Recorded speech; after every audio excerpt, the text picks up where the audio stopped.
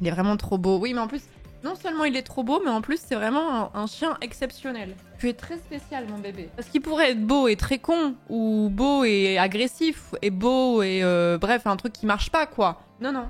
Tu as vraiment beaucoup de qualité. C'est un peu spécial, mais t'as vraiment beaucoup de qualité. Un jour, il faudra que je vous fasse une compile des choses bizarres que fait Oliver. Par exemple, Oliver ne mange jamais dans sa gamelle directement. Je saurais même pas comment vous expliquer. En fait, moi, ça me choque plus tellement j'ai l'habitude. Chien normal, égal. Tu remplis la gamelle de croquettes, le chien se jette dessus, finit tout en 15 secondes, finito. Oliver, c'est pas ça. Déjà, tu lui laisses sa gamelle de croquettes et il picore dedans petit à petit. Déjà, c'est bizarre. Les chiens, en général, font pas ça.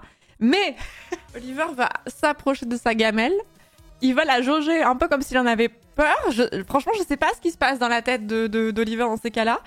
Il prend une ou deux croquettes, il va partir plus loin, il va les manger sur un tapis. Attention, hein, il les mange sur un tapis, qui est littéralement à l'autre bout de là où est sa gamelle.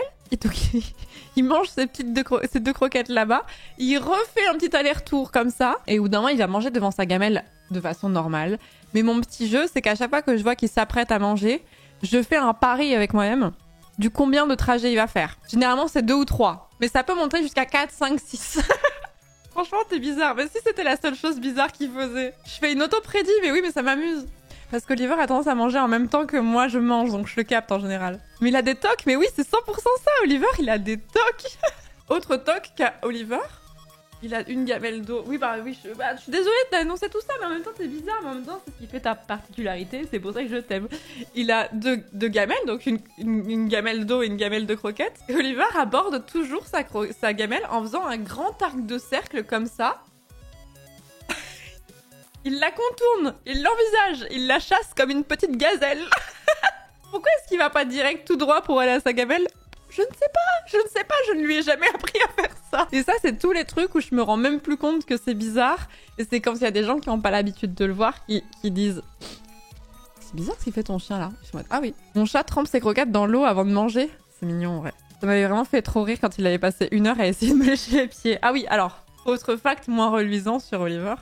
Oliver est un gros fétichiste. Oliver aime beaucoup lécher. De base, si je mets ma main ici, 100%, il va commencer à lécher tout de suite et tout ça, c'est son plus grand plaisir.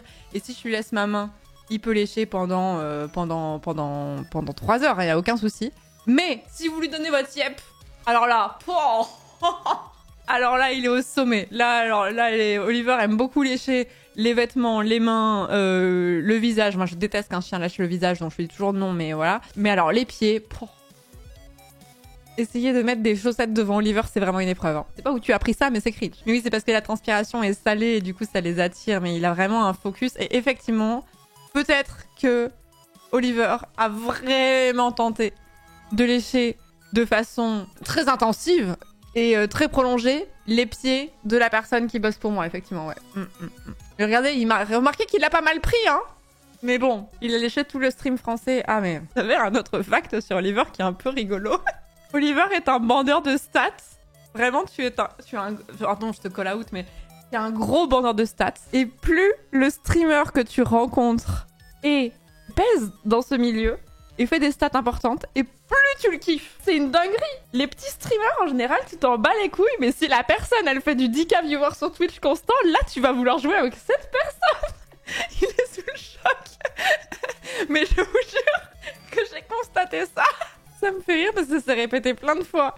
Ça s'est vraiment répété plein de fois et ça me fait trop rire. Il adore Zerator, mais bien sûr qu'il adore Zerator, bien sûr. Il a bien compris que cette personne, il est sur Twitch Tracker en perma, tu vois. Il regarde les stats et il se dit oula, Zerator, gros poisson.